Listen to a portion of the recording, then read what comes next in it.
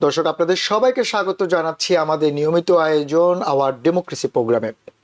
একটা উইকেন্ড কাটানোর পরে আমরা সবসময় এই সময়টাতে হাজির হই আপনাদেরকে বিভিন্ন রাজনীতির মারপ্যাচ, তার পেছনের কারণ, কেন ঘটছে, কি জন্য ঘটছে, সেই সব ব্যাপারগুলো একটা চুলচেরা বিশ্লেষণ আপনাদের সামনে দাঁড় করানোর চেষ্টা থাকে আমাদের।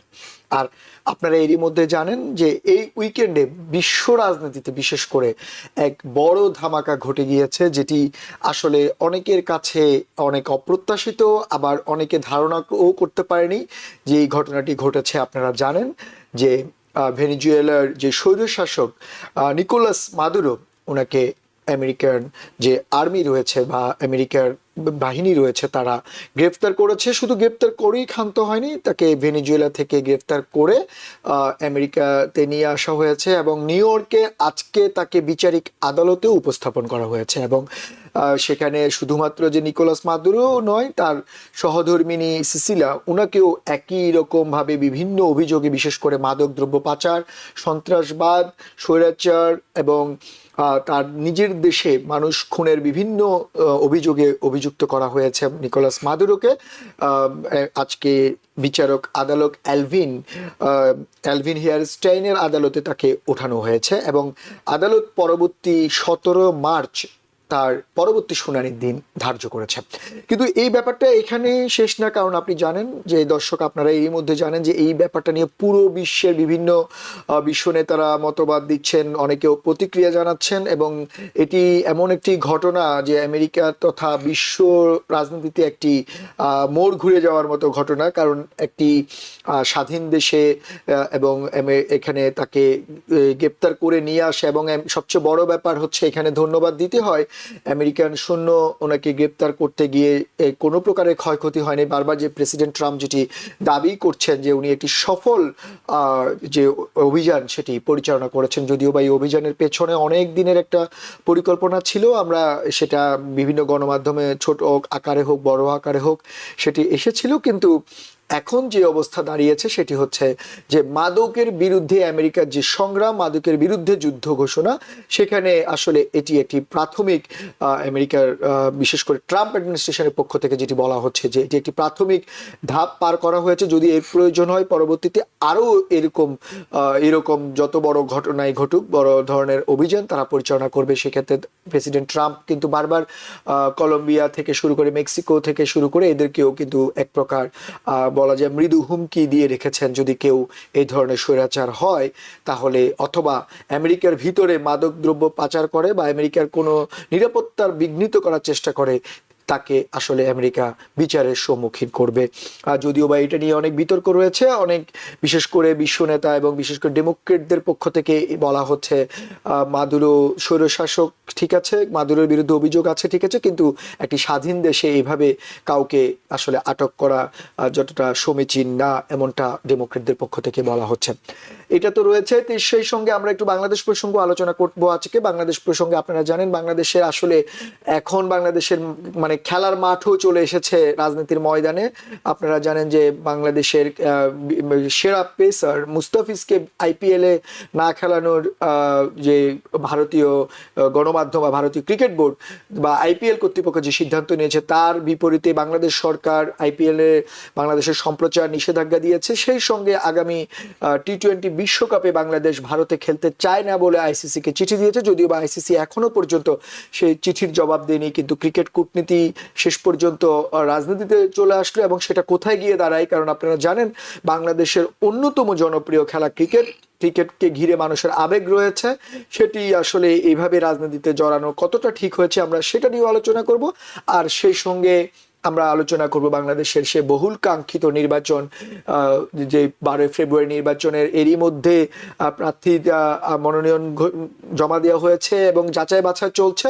আগামী 2-1 দিনের মধ্যে চূড়ান্ত প্রার্থী তালিকা ঘোষণা করবে নির্বাচন কমিশন। তখনই বোঝা যাবে কে কোন দিকে নির্বাচন করছে বা কি হতে যাচ্ছে। যদিও বা এর মধ্যে জোট, মহাজোট বা 8 দলীয় জোট 10 দলীয় জোট বা এই সমীকরণ চলছে, অনেকে পদত্যাগ করছেন, অনেকে স্বতন্ত্র প্রার্থী এখানে হচ্ছেন, কিন্তু অভিযোগ আছে অনেক স্বতন্ত্র প্রার্থীর প্রার্থিতা বাতিল করছে নির্বাচন কমিশন, কারণ অনেক মারপ্যাচ রয়েছে। আমরা সেটা নিয়েও আলোচনা করতে চাই।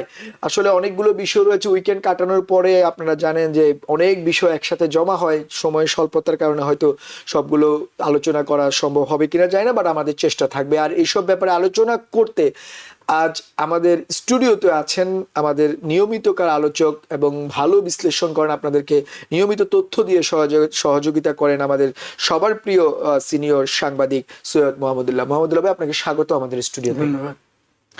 সেই সঙ্গে দর্শক, আমাদের সঙ্গে অনলাইনে যুক্ত হচ্ছেন বা যুক্ত আছেন এই মুহূর্তে professor doctor Mehnaz Momen, ANM international university Texas. Mehnaz ma'am, আপনাকেও স্বাগত আমাদের অনুষ্ঠানে। ধন্যবাদ। মেহনাজ ম্যাম, আপনি থাকেন আমাদের সঙ্গে অনলাইনে। আমাদের যেহেতু মোহাম্মদুল্লাহ ভাই আমাদের স্টুডিওতে আছে, মোহাম্মদুল্লাহ ভাই থেকে আপনার কাছে আসছি। মোহাম্মদুল্লাহ ভাই, আমি তো আসলে বললাম বিশেষ করে নিকোলাস মাদুরোর ব্যাপারটা, ভেনিজুয়েলার ব্যাপারটা, অনেকগুলো ঘটনা ঘটে গিয়েছে খুব দ্রুত।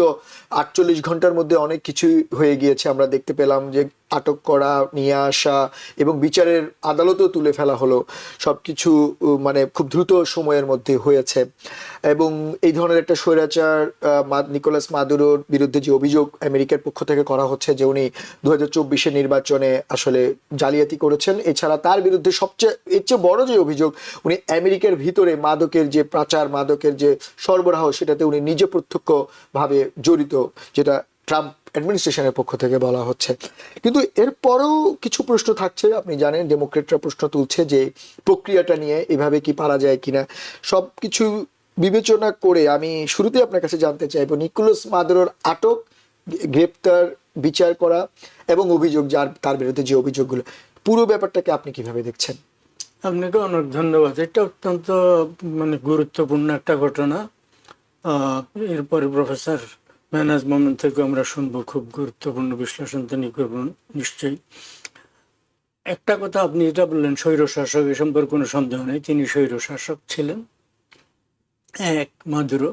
এবং 2 নম্বর হচ্ছে গত নির্বাচন, আগের নির্বাচনগুলো আধা প্রহসন নির্বাচন হয়েছে, আর পরবর্তীতে সর্বশেষ নির্বাচন যেটা একেবারে পুরোপুরি প্রহসন হয়েছে। সমস্ত আন্তর্জাতিক পর্যবেক্ষক মহল, সেটা অবশ্য পশ্চিমারাই যান এবং তাদের হয়তো পক্ষপাত দুষ্টতা থাকতে পারে, কিন্তু তারপরও মোটামুটি একটা কনসেনসাস যে সেই ইলেকশনে তিনি আরেকজন বিরোধী দলীয় প্রার্থী তিনি উইন করেছিলেন বিপুল ভোটাধিক্যে, কিন্তু এই তাকে নির্বাচিত ঘোষণা না করে ভুয়া ভাবে নিজেকে তাকে নির্বাচন কমিশন তার লোকদের দ্বারা তিনি তৈরি করে রেখেছিলেন। তারা মাদুরোকে প্রেসিডেন্ট নির্বাচন করেন। ফলে সেই অর্থে তিনি সেই দেশে কেবল আগে থেকে স্বৈরশাসক ছিলেন বা পরবর্তীতে স্বৈরশাসক হয়েছেন ওই নির্বাচন পদ থেকে, ছাড়াও তিনি অবৈধ শাসক ছিলেন। এটা একটি দিক।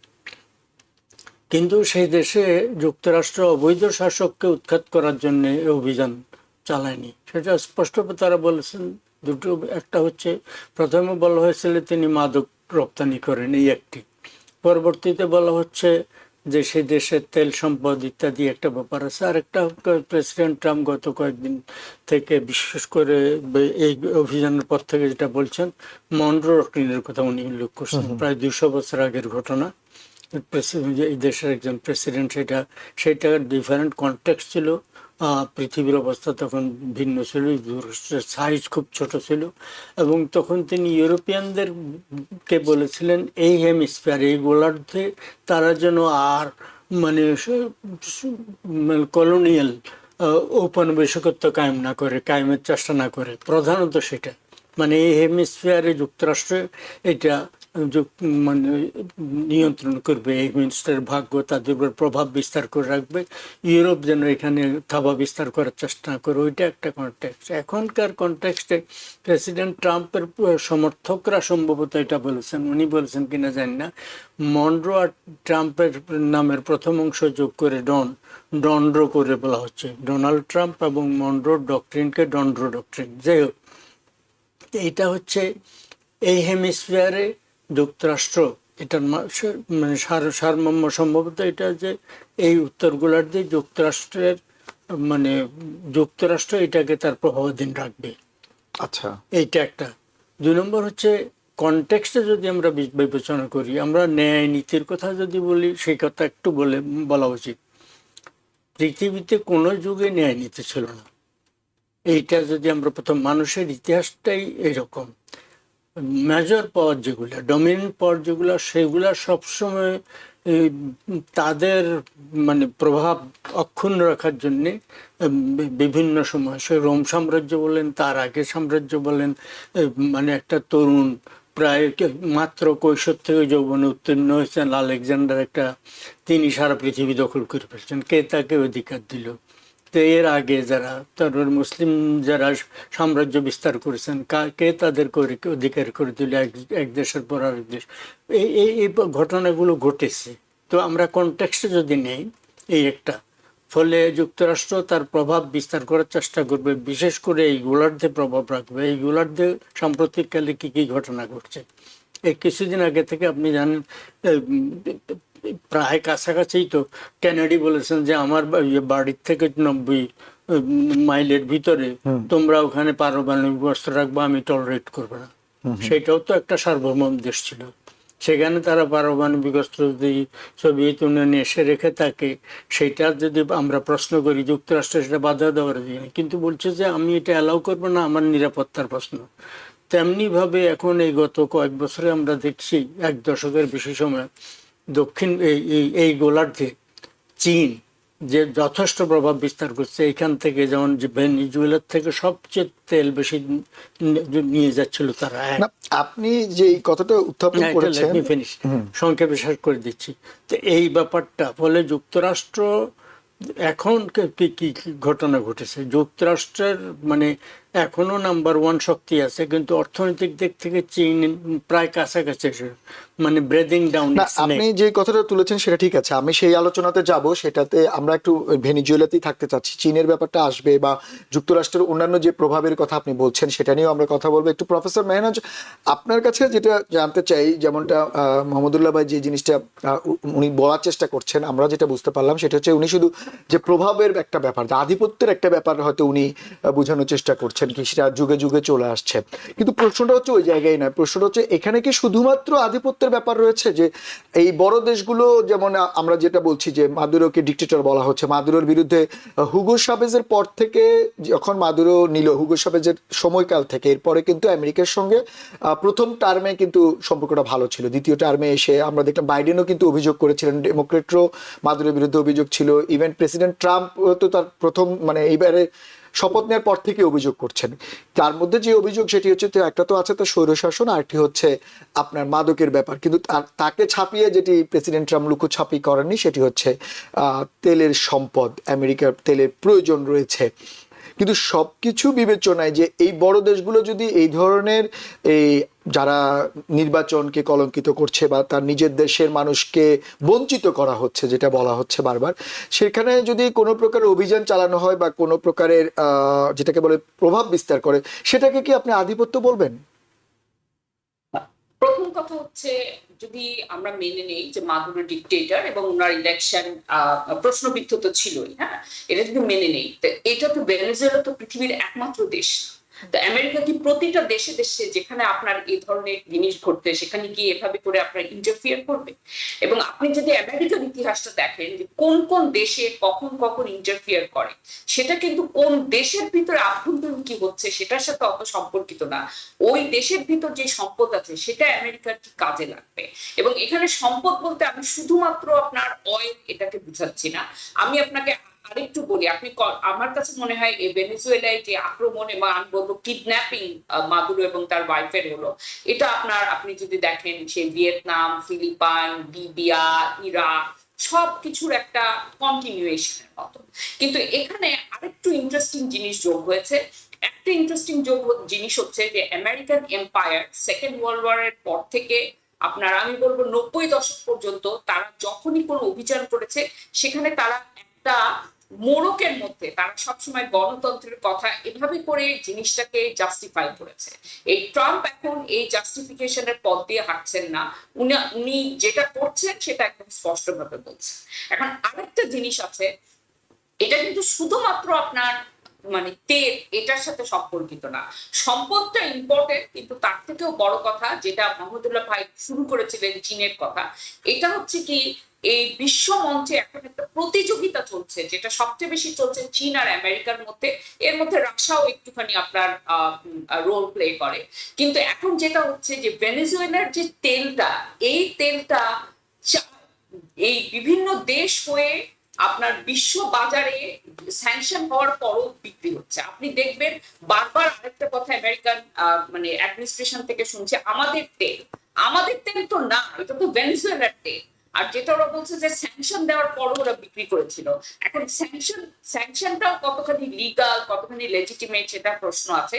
কিন্তু এটা সত্যি, স্যাংশনের পরেও ওরা ভেনেজুয়েলা অনেক সার্থকভাবে এই তেলটা বিভিন্ন জায়গায় বিক্রি করেছে, সেখানে চায়না, ইন্ডিয়া, আরো অনেক দেশ আছে।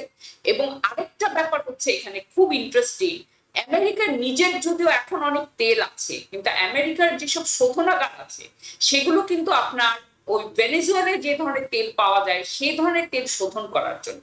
এই শোধনাগার কিন্তু আমেরিকায় যে তেলটা উৎপন্ন হয় সেটার জন্য কাজে লাগে না। এই শোধনাগার গুলো এখন পড়ে আছে, কতগুলো মানে বিশেষ ধরনের তেল ছাড়া এগুলো কাজে লাগছে না। কাজে এখানে আমি বলবো আরেকটা জিনিস, এটাও ট্রাম্প কোনো গোপন করেননি, এটা হচ্ছে বিভিন্ন যে অয়েল কোম্পানি তাদেরকে একটা বুস্ট দেওয়ার জন্য তার ইলেকশনে তারা অনেক বেশি টাকা ইনভেস্ট করেছে। ইনভেস্ট শব্দটা আমি খুব কনসিয়াসলি ইউজ করছি।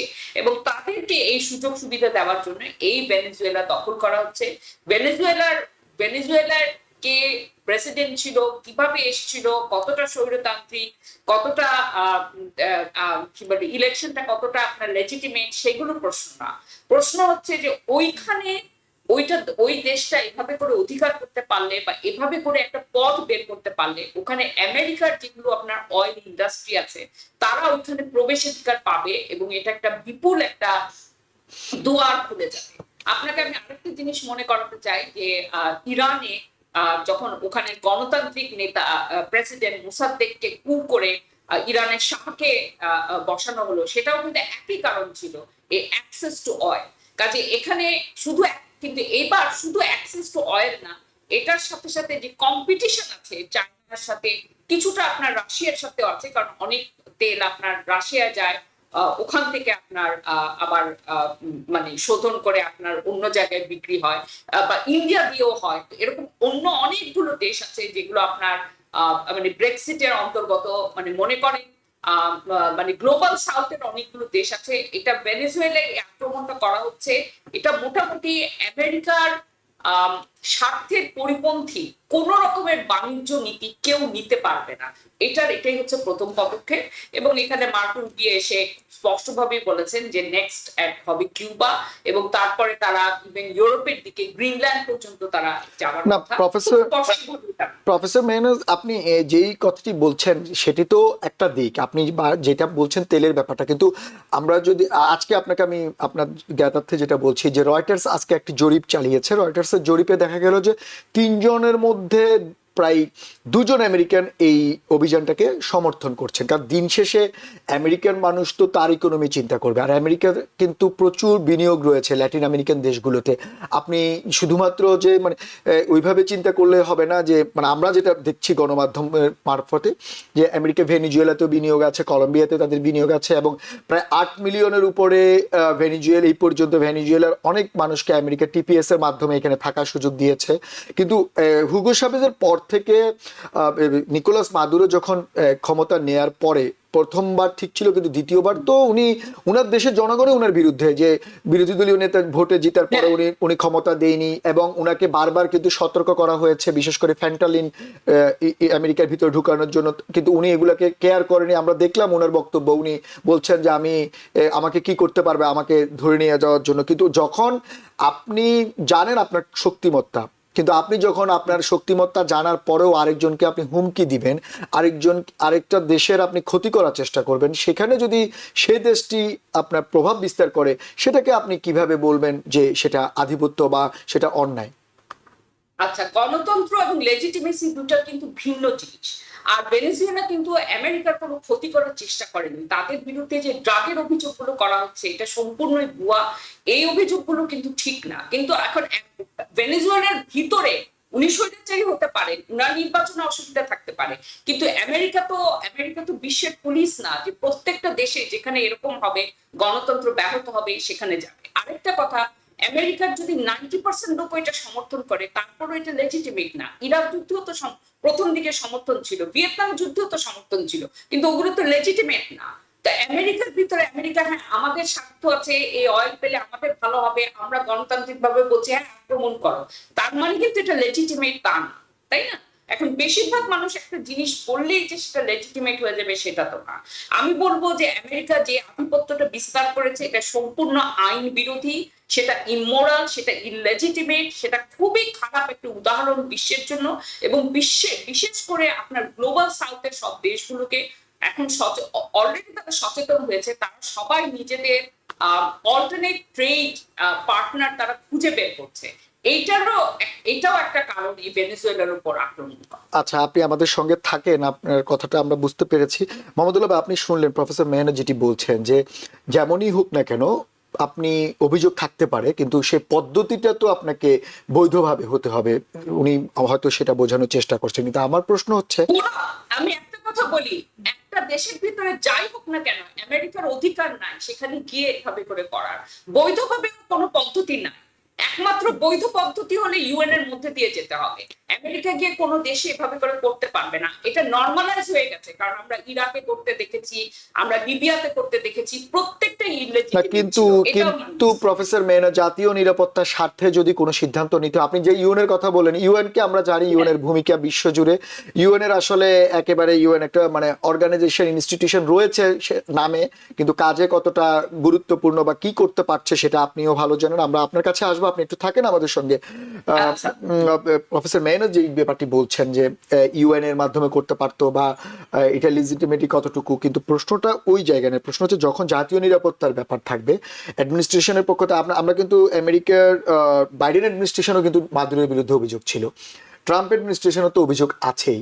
প্রশ্ন হচ্ছে মাদুরোকে বারবার থামানোর জন্য বলা হচ্ছে, মাদুরোকে বারবার সতর্ক করা হয়েছিল, কিন্তু উনি কোনো ব্যাপারেই শুনতে রাজি না। বিশেষ করে উনি যেটা উত্থাপন করলো তেলের ব্যাপারটি, আমেরিকার সেভরন থেকে শুরু করে বড় বড় কোম্পানিগুলোর ওখানে বিনিয়োগ রয়েছে, কিন্তু উনি তেলটাকে তো রপ্তানি করার চেষ্টা করছেন না, শোধনাগারও করছেন না, সেটাকে উনি আমেরিকার অভিযোগ অনুযায়ী সেটাকে উনি নষ্ট করছেন। কিন্তু আমেরিকা বলছে এটা একটা বড় একটা অর্থনৈতিক খাত, এটা প্রয়োজন রয়েছে।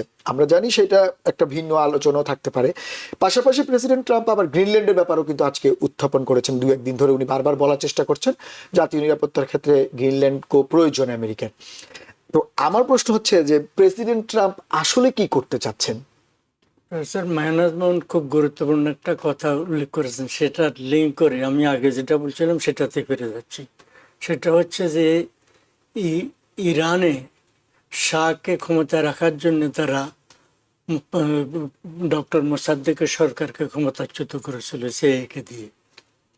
এই সাম্প্রতিককালে ইরানে এক যুক্তরাষ্ট্র এবং ইসরায়েল মিলে আক্রমণ করেছে, এটা একটা সার্বভৌম দেশ, তারা সেখানে পারমাণবিক শক্তি করতে চাচ্ছে, এরা বলছে আমরা দেব না।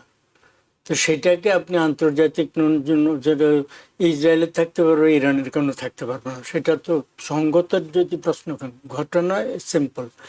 সুপার পাওয়ার যখন যে থাকে সে তার ইচ্ছার প্রতিফলন ঘটায়, সেই হিসাবে আমি সেই দিক থেকে বিশ্লেষণ, এই গোলার্ধে আমি যা চাইব সেটা হবে, অ্যাজ সিম্পল অ্যাজ দ্যাট। ফলে যুক্তরাষ্ট্র সেটা সিদ্ধান্ত নিয়েছে, এটা করবে। এবং তার মানে এটা আমি বলছিলাম, চীন অলমোস্ট ব্রেদিং ডাউন ইটস নেক, একেবারে কাছাকাছি এসে অর্থনীতির দিক থেকে সামরিক শক্তিও খুব দ্রুত বাড়িয়ে চলেছে চীন। এবং চীনের সাথে আবার রাশিয়া পারমাণবিক শক্তির মানে অস্ত্রের দিক থেকে রাশিয়া এবং যুক্তরাষ্ট্রের প্রায় সমান সমান, রাশিয়ার সম্ভবত কয়েকশো একটু বেশি, ৬,০০০ একটু বেশি, যুক্তরাষ্ট্রের ৬,০০০ মতো পারমাণবিক। এর অর্ধেক দিলে সারা পৃথিবী একদিনেই ধ্বংস করতে পারে। যাই হোক, ফলে রাশিয়ার সাথে আবার চীনের সাম্প্রতিককালে ট্যাকটিক্যাল কারণে ঘনিষ্ঠতা বেড়েছে। এইরকম একটা সিচুয়েশনে যুক্তরাষ্ট্র তার নিজের নিরাপত্তা এবং স্বার্থকে গুরুত্ব দিয়ে, আগে তো এরকম করেছে অনেক, সুদূর ভবিষ্যতে, অদূর ভবিষ্যতে, সাম্প্রতিক ভবিষ্যতে যা করেছে, এখন মোটামুটি একটা যেটা আমি বললাম ডনরো ডক্ট্রিন, মনরো এবং প্রেসিডেন্ট ডোনাল্ড ট্রাম্পের, এটা করে তিনি এই যে আপনি গ্রিনল্যান্ডের কথা বললেন, তিনি যুক্তরাষ্ট্রের স্বার্থে এই কাজগুলো করছেন বলে তার ব্যাখ্যা এটা। ফলে সেইটার ব্যাপার নিয়ে অন্য ধরনের বিশ্লেষণ হতে পারে। আপনার আন্তর্জাতিক নীতি মানা হয়েছে না মানা হয়েছে সেই প্রশ্ন আসতে পারে, অনেক কিছুই বলা হতে পারে, কিন্তু নিজেই তিনি স্পষ্টভাবে যা বলার বলেছেন, মানে মাদকের ব্যাপারটা আজকে ম্যানহাটানের আদালতে যদি এই কথা বলা হয়েছে, কিন্তু প্রেসিডেন্ট ট্রাম্প নিজেই এখানে তেল সম্পদের কথা ইত্যাদি অন্য কথা বলছেন। ফলে ওভারঅল এই গ্রিনল্যান্ডে রেয়ার আর্থ ম্যাটেরিয়াল আছে যেটা নিয়ে চীন রীতিমতো প্রায় ব্ল্যাকআউট, মানে ব্ল্যাকমেইল করার মতো অবস্থা হয়েছে। তারা সেগুলো না দিলে সারা ওয়ার্ল্ডের অনেক ক্ষতিগ্রস্ত হয়, মানে থমকে যায় অর্থনীতির অনেক চালিকা শক্তি।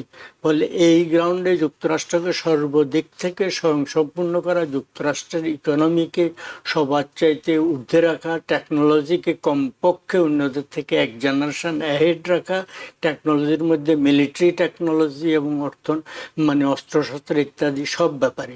ফলে এই পুরো এই প্রেক্ষিতে আমাদের জিনিসটা দেখতে হবে বলে আমার বক্তব্য। আচ্ছা, সেটা তো হচ্ছে আপনি এতক্ষণ আমরা বিশ্লেষণগুলোই করলাম বা যে ঘটনাগুলোর পেছনের কারণটা জানার চেষ্টা করলাম। এখন প্রেসিডেন্ট ট্রাম্প আজকে আবার কিন্তু একটা বড় কথা বলেছেন যে ভেনিজুয়েলার দায়িত্ব উনি নিয়েছেন, বলেছেন ভেনিজুয়েলার চার্জ ওনার হাতে। আমরা দেখলাম ভেনিজুয়েলা যে নোবেল বিজয়ী মাচাদো, ওনার ব্যাপারেও প্রেসিডেন্ট ট্রাম্পের আপত্তি রয়েছে। ও বললো যে উনি সম্ভব না। যদিও এর মধ্যে ডিলসি রদ্রিগেজ যে মাদুরেরই ঘনিষ্ঠ, উনি কিন্তু ক্ষমতা নিয়েছে। তো এখন মানে অনেকেই জানতে চায়, বা আমারও আপনার অভিজ্ঞতা থেকে, আপনি তো দীর্ঘদিন রাজনৈতিক বিশ্লেষণ করছেন, ভেনিজুয়েলার আসলে এখন কি হবে? ভেনিজুয়েলা এখন যুক্তরাষ্ট্র যেভাবে চায়, মোটামুটি আপনার ইরাকে যেরকম কয়েক বছর পর্যন্ত একজন প্রথম চিফ এক্সিকিউটিভ একজন বানিয়েছিল, তো এখন ভেনিজুয়েলার যিনি মাদুরোর ভাইস প্রেসিডেন্ট ছিলেন, তিনি এখন অ্যাক্টিং প্রেসিডেন্টের শপথ নিয়েছেন। ভেনিজুয়েলায় মাদুরোর পুত্র এবং তার ভাই, এরা ট্রাম্পের বিরুদ্ধে, আমেরিকার বিরুদ্ধে কথাবার্তা বলছে। কিন্তু ভাইস প্রেসিডেন্ট যিনি, তিনি প্রথমে কড়া কথা বললেও এখন মোটামুটি সুর কিছুটা নমনীয় করেছেন, যখন ট্রাম্প বলেছেন যদি আমার কথা মতো না চলো তাহলে মাদুরোর চাইতে তোমার অবস্থা আরো খারাপ হবে। যাই হোক, আমার ধারণা মোটামুটি একটা ওনাকে দিয়ে, ভাইস প্রেসিডেন্টকে দিয়ে সম্ভবত আপাতত তাকে ক্ষমতা রেখে কোনো একটা ব্যবস্থা করতে পারে। টাইটিউলার হেড, মানে আপনি শিখণ্ডী টাইপের বলেন, এদের নির্দেশ মতো তিনি চলবেন, এরাই চালাবেন। তা না হলে ওনারা অন্য কোনো একটা বিকল্প ব্যবস্থা করবেন। মানে তিনি নিজেই যে প্রেসিডেন্ট বলেছেন আমাদের আপনার ব্যাখ্যা করার কোনো সুযোগ নেই, যুক্তরাষ্ট্র এটাকে অ্যাডমিনিস্ট্রার করবে ডাইরেক্টলি অথবা ইনডাইরেক্টলি কোনোভাবে। এবং তারপরে এটা কিনে তেলের ব্যাপারে ওই মানে অয়েল ইন্ডাস্ট্রিটাকে মডার্নাইজ করা, সেটার জন্য যুক্তরাষ্ট্রের তেল কোম্পানিগুলো সেখানে যাবে। অলরেডিও আজকে তেল কোম্পানিগুলোর শেয়ার মিটিং করেছে, বেশ মানে উল্লেখযোগ্য। ফলে ভেনিজুয়েলার ভবিষ্যৎ মানে অর্থটাকে যুক্তরাষ্ট্র অদূর ভবিষ্যতে সেটার মানে প্রশাসন বা অর্থনীতিকে নিয়ন্ত্রণ করবে বলেই তো মনে হচ্ছে। আচ্ছা, মানে আপনি বলছেন যে নিয়ন্ত্রণ, অর্থনৈতিকভাবে নিয়ন্ত্রণটা যুক্তরাষ্ট্রের হাতে চলে আসা, প্রশাসনের ব্যাপারটা আপনি বলছেন। যদিও বা আমরা এরই মধ্যে হয়তো দেখতে পাবো যে আপনি যেটা বলে মাদুরোর ছেলের অনেক কথা বলছেন, এবং ডিলসি রদ্রিগেজের সঙ্গে মাদুরোর ছেলের কিন্তু একটা দূরত্ব তৈরি হচ্ছে, আমরা গণমাধ্যমে দেখতে পেলাম। সেটা হয়তো সময় বলবে যে কোন দিকে যাচ্ছে। তবে এখন যেটা বোঝা যাচ্ছে যে অর্থনৈতিকভাবে যুক্তরাষ্ট্র পুরো নিয়ন্ত্রণ নেওয়ার চেষ্টা করছে, প্রশাসনিক কতটা পারবে সেটা সময় বলে দেবে। আমরা একটু বাংলাদেশ প্রসঙ্গে আসতে চাই, আমাদের সময়ের অভাবে হয়তো এই ব্যাপারটা নিয়ে হয়তো অন্যদিন আরো আলোচনা করব। বাংলাদেশ প্রসঙ্গে আসার আগে বাংলাদেশের রাজনৈতিক খেলা কিন্তু এখন মাঠে চলে আসছে, যেটা ভারতের সঙ্গে বাংলাদেশের যে সম্পর্কের ব্যাপারটা। কারণ বড় প্রতিবেশীগুলো নিয়ে কিন্তু ছোট দেশগুলো মাথা ব্যথার কারণ, যেমনটা চীন, তাইওয়ান, ইউক্রেন, রাশিয়া, এখন ভেনেজুয়েলা, ইউএসএ এবং বাংলাদেশ, ভারত। আমরা দেখতে পাচ্ছি যে আপনি শুরুতে যেটা বললেন যে বড় আধিপত্যবাদের যে ব্যাপারটি, বাংলাদেশের একজন ক্রিকেটার ভারতের একটা ঘরোয়া লিগে খেলাকে কেন্দ্র করে, মুস্তাফিজুর রহমানকে খেলাকে কেন্দ্র করে বাংলাদেশ সরকারের পাল্টা পদক্ষেপ এবং ভারতীয় ক্রিকেট বোর্ড অথবা আইসিসির পক্ষ থেকে যেটা বলা হচ্ছে, এখনো পর্যন্ত বলা হয়নি, চিঠি দেওয়া পর্যন্ত হয়েছে। বাংলাদেশ টি-20 বিশ্বকাপ না খেলারও সিদ্ধান্ত নিয়েছে ভারতে। আমার প্রশ্ন হচ্ছে যে ক্রিকেট তো মাঠের খেলা, এবং সেই মাঠের খেলাটাকে কূটনীতিক পর্যায়ে নিয়ে আসার পরে এটা আসলে কোথায় গিয়ে শেষ হবে? মানে ভারত বাংলাদেশ সম্পর্কটা, মানে সবাই বলছিল, আমরা দেখলাম যে জয়শঙ্কর খালেদা জিয়া মৃত্যুর পরে এসে সমবেদনা জানালো, তখন হয়তো অনেকে ভাবছিল যে কিছুটা বরফ গলা হতে পারে, কিন্তু আমরা দেখলাম যে না, গত 2-3 দিনের মধ্যে আবার রিভার্স হয়ে গিয়েছে। তো এইটা কেন হচ্ছে? ভারত বাংলাদেশের এই মানে কূটনৈতিক সম্পর্কটা ছোট ছোট ব্যাপারগুলো এখন খুব বড় আকার ধারণ করছে, সেটা কেন হচ্ছে মনে হয় আপনার? ছোট ছোট ব্যাপার না, দুই দেশের সম্পর্ক তলানিতে চলে গেছে, যাচ্ছে যে এরকম একটা মধ্যখানে আপনি যেটা বললেন, বেগম জিয়ার মৃত্যুর পরে ওদের পররাষ্ট্রমন্ত্রী বাংলাদেশে আসলেন জয়শঙ্কর, আবার ওদের মানে ডিফেন্স প্রতিরক্ষা মন্ত্রী দিল্লিতে বাংলাদেশ হাই কমিশন অফিসে গিয়ে শোক বইতে স্বাক্ষর করেছেন। রাজনাথ সিং, এটাতে ফলে মনে হচ্ছিল যেন মানে বরফ গলতে শুরু করছে এবং সম্পর্ক আর একটু উন্নতি দিবে। কিন্তু কয়েকদিন আগে হাদি সম্ভবত নিজে মারা গেলেন গুলিবিদ্ধ হয়ে। হাদি অনেক আগে। হ্যাঁ, তো যাই হোক, তার সেই ঘটনা, তার জনপ্রিয়তার কারণ কি? হাদির জনপ্রিয়তার কারণ হচ্ছে তিনি প্রধানত ভারত বিরোধী বক্তব্য রেখেছেন, এবং ডক্টর ইউনূস ক্ষমতা আসার পর থেকে তিনি বা তার মানে সরকারে যারা আছেন তাদের অধিকাংশ বাংলাদেশের পলিটিক্স এখন, আমি এই দিকটা প্রথমে উল্লেখ করি যে ভারত বিরোধী, কারণ অনেকের ধারণা হয়েছে শেখ হাসিনা ভারতের মানে সমর্থন নিয়ে, প্রত্যক্ষ পরোক্ষ অত্যন্ত স্ট্রং সমর্থন নিয়ে বছরের পর বছর 1.5 যুগ পর্যন্ত বাংলাদেশের ক্ষমতায় ছিলেন। এই কারণে ভারত বিরোধিতা তীব্র। কিন্তু তার আগে থেকেও এমন না যে আপনার, এমনকি শেখ সাহেবের আমলে মুক্তিযুদ্ধের থেকে বছরখানেক পরেই ভারত বিরোধিতা আস্তে আস্তে শুরু হয়ে গেছিল এইটা বাংলাদেশে। যাই হোক, ফলে আমাদের দেশে ভারত বিরোধিতার ব্যাকগ্রাউন্ড যদি আমরা হিস্টোরিক, আপনার সময়ও কম, এগুলা দীর্ঘ সময় নিয়ে আলোচনা করতে।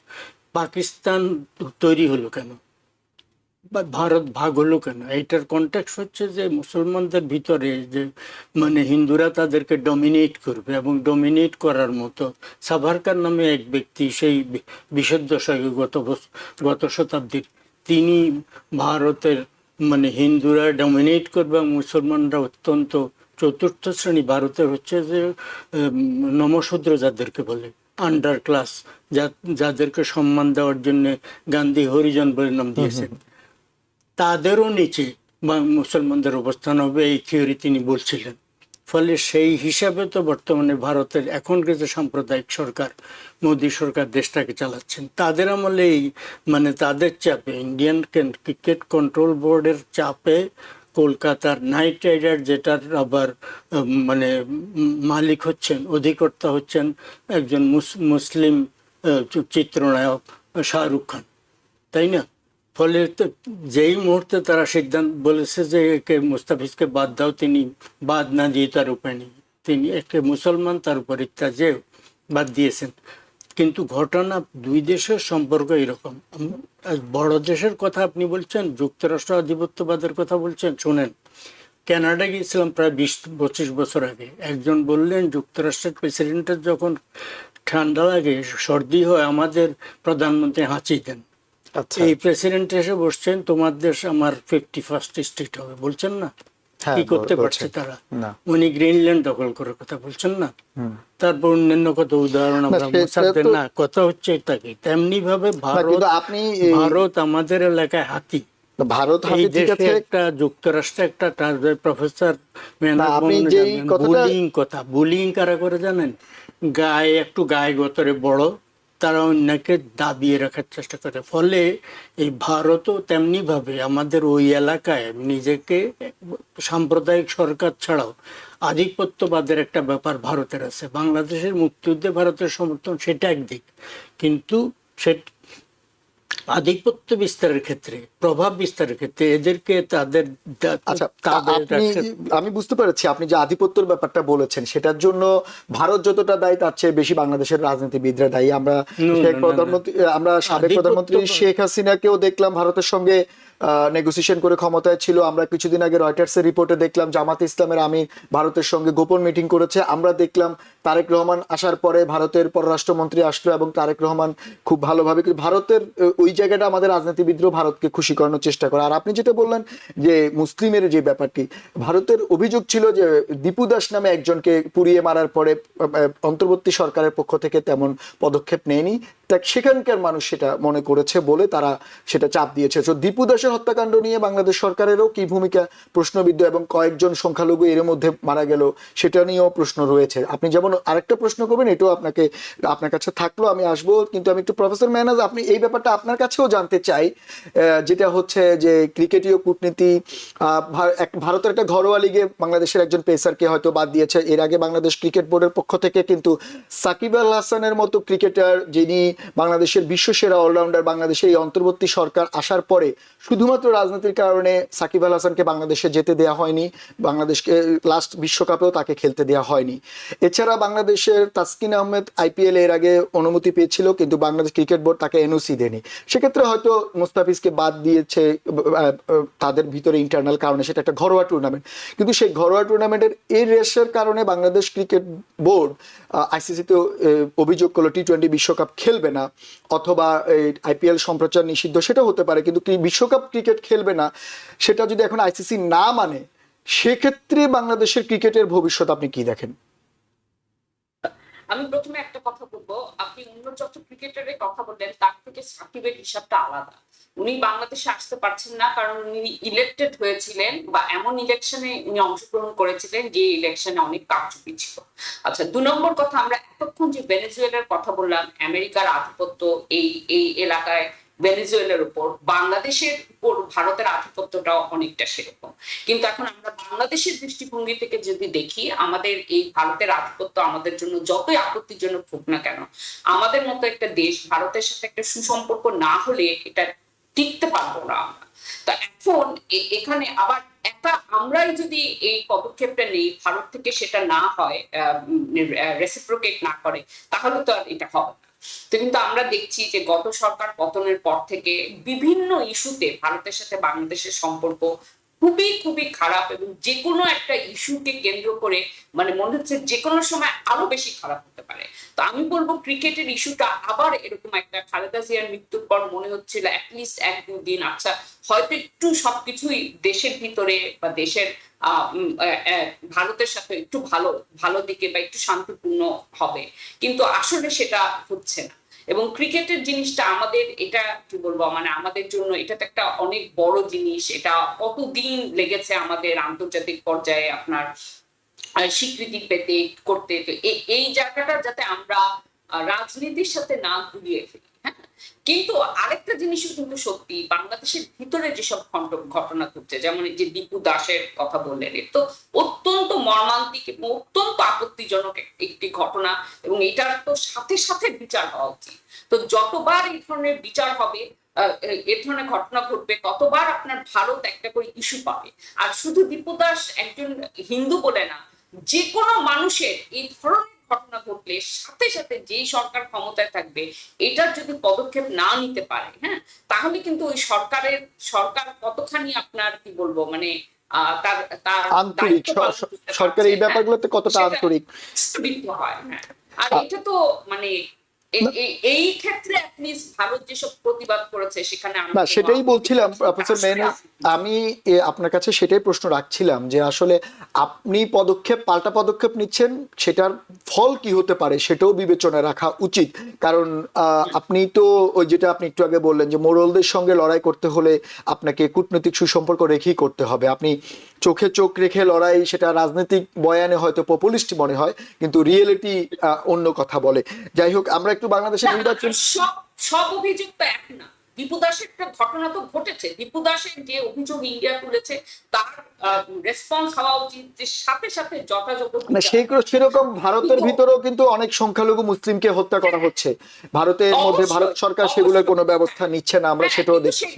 সেটা কোনো কথা না, মানে আমাদের দেশে এরকম কেন হবে, সেটা করা উচিত। কিন্তু আবার অনেক ধরনের অভিযোগ যেটা ভারত করে ওগুলো হয়তো অনেক ধরনের গুজব, অনেক ধরনের জিনিস। তো আমি বলছি সবগুলো অভিযোগকে, ভারতের আধিপত্য এটা তো একদমই একটা স্বীকৃত জিনিস, কিন্তু তার মধ্যেও কোন অভিযোগটাকে কিভাবে রেসপন্ড করতে হবে এটা ধরতে হবে। সব কথার মোটা দাগে একই উত্তর দিলে হবে না, এবং সবকিছুই খালি এটা ভারতের আধিপত্য এটা বললে হবে না। এখানে আমাদেরও অনেক জিনিস আছে করার। কোন জায়গাতে আমরা কূটনীতিক হব, কোন জায়গাতে আমরা আমরা বলবো যে না এটা আমাদের আভ্যন্তরীণ ব্যাপার, হস্তক্ষেপ করো না, এই জিনিসগুলোকেও আলাদা করতে হবে, এই জিনিসগুলোকেও খুব কূটনীতিক ভাবে এই জিনিসগুলো। না সেটাই প্রফেসর মেহনাজ, আমরা সেটাই দেখতে পাচ্ছি যে অন্তর্বর্তী সরকার আসলে অল্প সময়ের জন্য একটা সরকার, কিন্তু তাদের কর্মকাণ্ডগুলো, তারা যে পদক্ষেপগুলো নিচ্ছে তারা হয়তো চলে যাবে, কিন্তু পরবর্তীতে নির্বাচিত সরকার যে আসবে তাদেরকে এগুলো অনেক মানে সমস্যা পোহাতে হবে। যেমন এই সরকার হয়তো আর 1 মাসের বেশি থাকবে না, কিন্তু তারা হঠাৎ করে টি-20 বিশ্বকাপ থেকে খেলবে না বলে দিল, কিন্তু সেই কতটা সেই যুক্তিযুক্ত, কারণ আইসিসি ব্যাপারটা খুবই কঠিন একটি আইসিসি ফিফা, আপনি জানেন যে তারা কিন্তু রাজনৈতিক সরকার যদি ক্রিকেট বোর্ডে কোনো হস্তক্ষেপ করে তারা কিন্তু ছাড় দেয় না, সেটাও বিবেচনার বিষয়। আমরা একটু বাংলাদেশের নির্বাচন নিয়ে কথা বলতে চাই। বাংলাদেশের নির্বাচন প্রক্রিয়ায় এরই মধ্যে বাংলাদেশ আওয়ামী লীগকে বাদ দেওয়া হয়েছে, কিন্তু যারা প্রতিদ্বন্দ্বিতায় রয়েছেন তারা জোট মহাজোট করছেন, এরই মধ্যে মনোনয়ন জমাও দেওয়া হয়েছে এবং যাচাই বাছাই চলছে। কিন্তু একটা জিনিস অভিযোগ গণমাধ্যমে আসছে যে অনেক স্বতন্ত্র প্রার্থিতা বাতিল হচ্ছে, কারণ 1% যে সাইনের প্রয়োজন হয় সেটিতে আমরা তাসনিম জারার মতো প্রার্থীরও প্রার্থিতা বাতিল দেখলাম। সবকিছু মিলিয়ে বাংলাদেশের নির্বাচনের আপনি কি দেখতে পাচ্ছেন, যে বিশেষ করে আমি যেটা বলতে চাচ্ছি, নির্বাচন তো হবে বুঝাই যাচ্ছে, কিন্তু লড়াইটা কেমন হতে যাচ্ছে বলে মনে হয় আপনার? আমাকে প্রশ্ন করছেন? হ্যাঁ আপনাকেই করেছি। হ্যাঁ, আমার প্রথম যেটা, আমার সবচেয়ে বড় আমার শঙ্কা যে শান্তিপূর্ণভাবে হয় কিনা। হ্যাঁ, আচ্ছা 2 নম্বর কথা, এখন তো বিভিন্ন ধরনের জোট দেখা যাচ্ছে, তার মধ্যে ধরেন কে বিজয়ী হয় কে হয়, কিন্তু যেই হোক না কেন বিজয়ী, মানে আমি চাই একটা শান্তিপূর্ণ নির্বাচন, যে নির্বাচনের রেজাল্টটা সবাই যাতে মোটামুটি একটা মেনে নেয়। এখন কিন্তু অনেক রকমের ভয় আছে, এবং তার মধ্যে ধরেন মানে আমারও তো মতামত আছে, আমি চাই যে কে জিতে কে না জিতে। তো আমার নিজের শঙ্কা যে জামাত এবং এনসিপি এবং আরো ইসলামী দল একসাথে জোট বেঁধে তারা হয়তো মানে বাংলাদেশে তারা কোনোদিন আপনার মানে 10% তারা কোনোদিন ভোট পায়নি, কিন্তু এবার তারা আরো অনেক বেশি পাবে। তো আমিও অনেক শঙ্কিত যে কি হয়, কিন্তু আমার সবচেয়ে বড় শঙ্কা যে শান্তিপূর্ণভাবে ইলেকশন। আচ্ছা ঠিক আছে, আমরা সেটা চাই, আমরাও সেই শান্তিপূর্ণটাই গুরুত্ব দেওয়ার চেষ্টা করছি, বা আমরাও সেটা চাই যেই জিতুক না কেন। মাহমুদুল্লাহ ভাই, আমাদের সময় খুবই কম, আপনার কাছ থেকে একই প্রশ্ন আপনাকেও করতে ইচ্ছে করছে, যে বাংলাদেশের এখন যে প্রক্রিয়াটা দেখছেন, আমরা তো সংখ্যা বলে আসছিলাম নির্বাচন হবে কিনা, এখন মোটামুটি মধ্য গগনে রয়েছে, বিশেষ করে প্রার্থিতা মনোনয়ন জমা দেওয়ার পরে জোট মহাজোটের হিসেব হচ্ছে। আপনার কি মনে হয় এই জোট মহাজোটের হিসেবে প্রতিদ্বন্দ্বিতা কেমন হতে পারে? সর্বশেষ যেটা দেখলাম, আমি প্রফেসর মেহনাজ মোহাম্মদের মতো শান্তিপূর্ণ নির্বাচন হোক এটা চাই, কিন্তু কথা হচ্ছে জোট মহাজোট যেটা কথা বলছেন সেটার একটা আশঙ্কার কথা বলি। এমনিতে তো আমি জনমত জরিপ যেটা দেখলাম প্রথম আলো আরো একটা পত্রিকা, সেটা হচ্ছে 65 থেকে 70% লোক বলছে তারা বিএনপির পক্ষে ভোট দেবে। আচ্ছা, 30 থেকে 32% বলছে তারা জামাতকে দেবে। তো এইরকম অবস্থা এখন। এক সময় মনে হচ্ছিল জামাত অনেক বেশি, মানে বিএনপির চাইতে বেশি না, কিন্তু এখনকার এই বেশি পাবে, এখন গ্যাপ অনেক পিছনে। সেটা কি তারেক রহমানের ফেরার কারণে? সেটা আরেকটা না, বেগম জিয়ার মৃত্যুর পর একটা সহানুভূতি ফ্যাক্টর তৈরি হয়েছে, এইটা একটা সম্ভবত আমার ধারণা, তারেক জিয়ার চাইতে সেটা সম্ভবত সবচেয়ে বড় বেশি।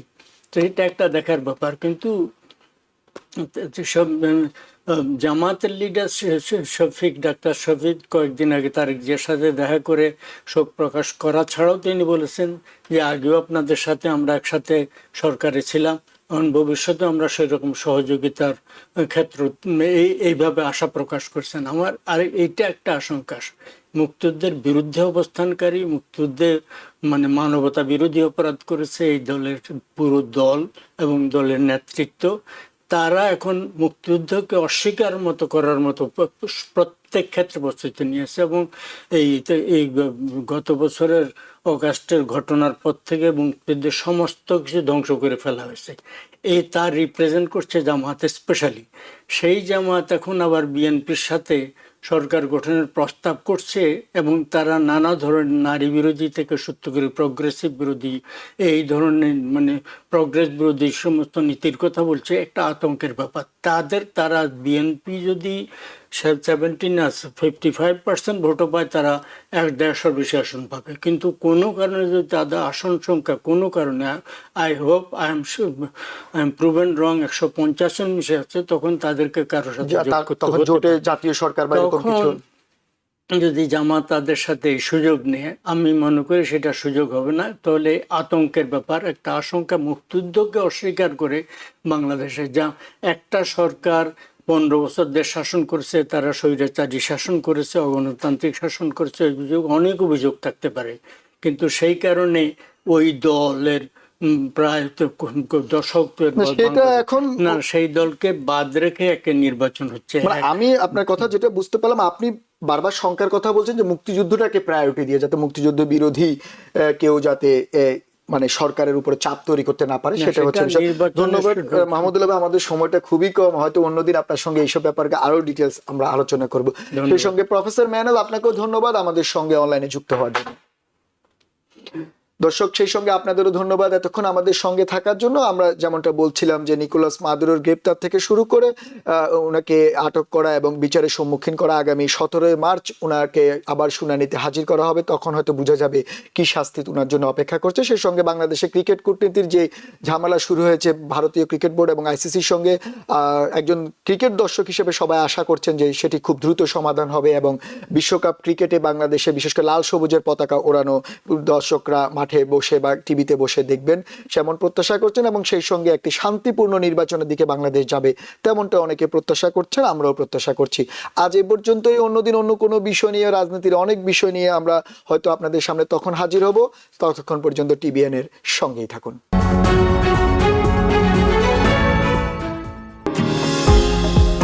নিউ ইয়র্ক থেকে সম্প্রচারিত টিবিএন 24 টেলিভিশন বিশ্বজুড়ে বাঙালির কণ্ঠস্বর।